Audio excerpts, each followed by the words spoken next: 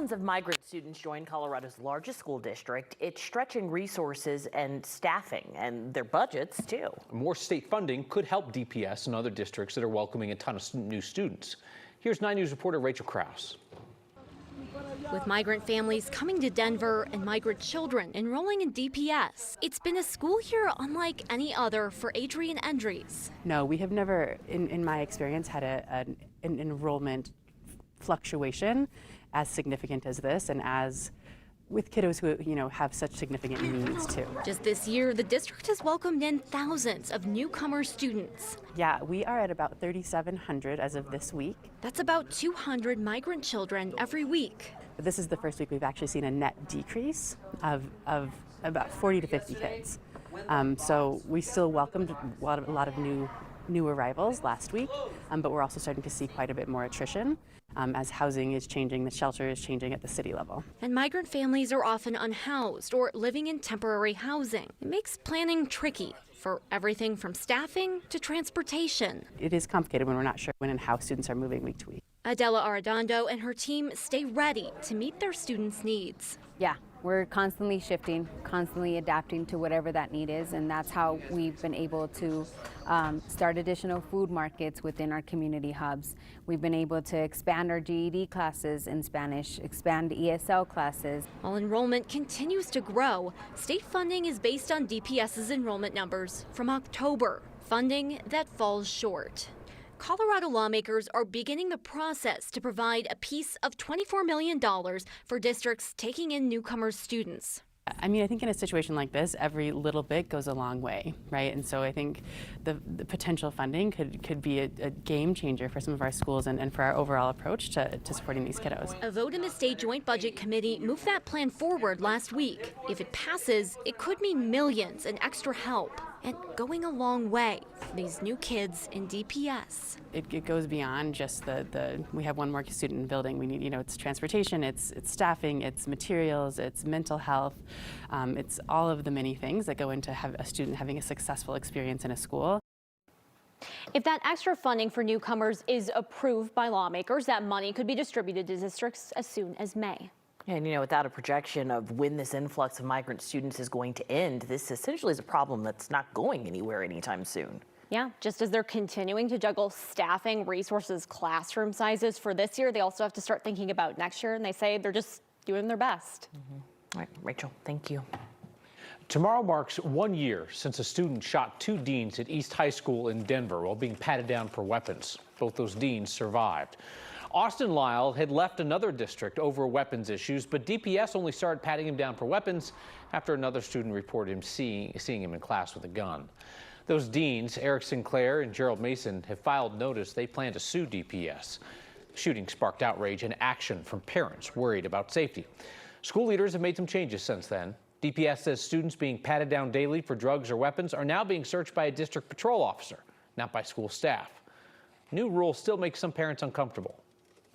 At its core, that still means we are doing pat-downs of kids that are in a general population who have had weapons violations or have reason to believe that they are putting other kids at risk. Last year, the shooting suspect, Austin Lyle, was one of 41 students who got regular pat-downs at about 30 different DPS schools. This year, a similar number, 34 students, are getting daily pat-downs. The district is working to reevaluate its discipline matrix as well. That's the framework that allows students suspected of violence, including attempted murder charges, to return to mainstream classes. DPS says it'll provide an update to that process later this spring. Doing a live look outside at Vail Pass, where we got some snow coming down. Picturesque. Yeah, our warm, well, we think that's snow, right? Our warm week of warm temperatures continued into the metro today, but again, you got some snow falling in the mountains, Chris Bianchi. Now, this is all part of a fast-moving cold front, Alex and Kyle, that's kind of zipping its way through the mountains. I don't think that snow atop Vail Pass is going to last that much longer. And you can still see some blacktop there in that camera we were just showing you a second ago. Of course, Vail Pass, one of the highest locations on I-70 at about 10,700 feet. So we're talking really 10,000 feet or above, just those highest passes. Just keep an eye for this snow as it moves its way on through. Got a fast-moving front. So this would be Berthoud Pass, Vail Pass I mentioned, and we just showed you, and the Eisenhower-Johnson tunnels. Those would be the main spots to watch for. Maybe even Monarch Pass could be a little bit slick right now. Again, those highest passes. Cold front moving its way on through. This snow will be long gone from the mountains by the time we wake up tomorrow morning. So again, that snow going to last maybe the next hour or so for us in those near mountains. And those temperatures today in Denver, we got to 67 for us, but we got some changes coming up as we head into the weekend. There's details for you in my full forecast. The fix on the Dahlia Street Bridge over I-76 in Commerce City will take months. CDOT says tonight the northbound lane will stay closed until the fall. A tractor trailer hit the bridge over the interstate Monday, causing some serious damage. The lane that was closed on westbound I-76 under the bridge reopened this morning, but CDOT says the lane on the bridge will be closed for months for repairs. They do say, though, the bridge is safe to drive on. Denver police are now asking for the public's help to find a 13-year-old boy who has been missing since December. Police say Diego Hernandez was last seen leaving his home on East Olmsted Place in the Montbello neighborhood. This is some surveillance footage from December 1st of last year. You see Diego, he puts on a jacket, grabs a bike, and he leaves. It's him taken off there in the corner. Police say he's a runaway. If you have any information, you're asked to call Crime Stoppers. If I will remain private, his death, his loud scream of death, will not be heard. The family of a boy killed in a crash is now worried the punishment for the driver who hit him just won't be enough.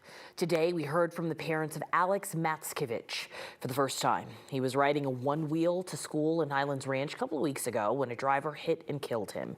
Deputies arrested the driver, Ruben Morones. Investigators say he likely ran a red light. Morones is facing charges for careless driving causing death. That penalty carries a maximum sentence of a $1,000 fine and a year in jail. Well, Alex's family says that's not enough. And it caused the death of innocent child who did everything safe.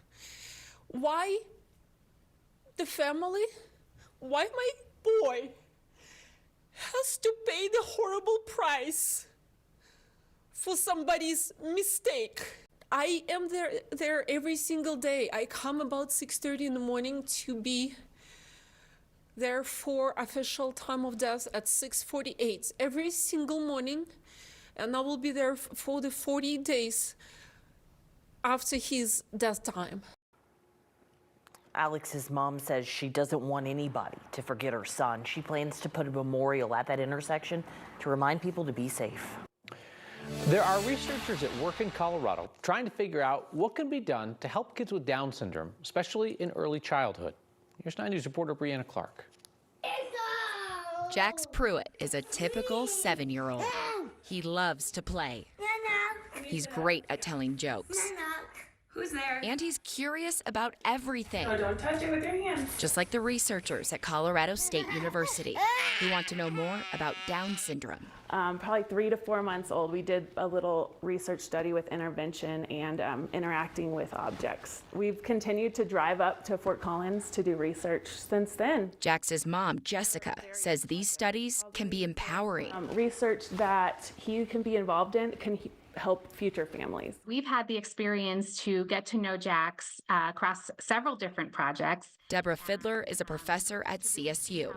She's helping lead a new $6.2 million study involving kids with Down syndrome across multiple states. It'll help us find the right interventions at the right times for young children with Down syndrome in personalized, individualized ways, and that's going to help set them up for success in the transition to preschool and throughout the schooling years and beyond.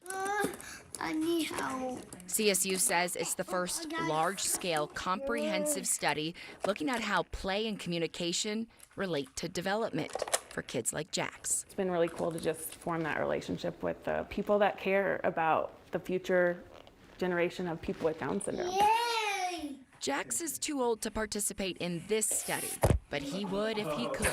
For now, he's staying curious and growing, as any 7-year-old would. No!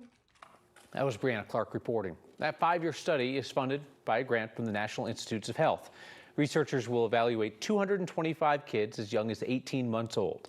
75 of those kids will be from Colorado, and they're still looking for participants.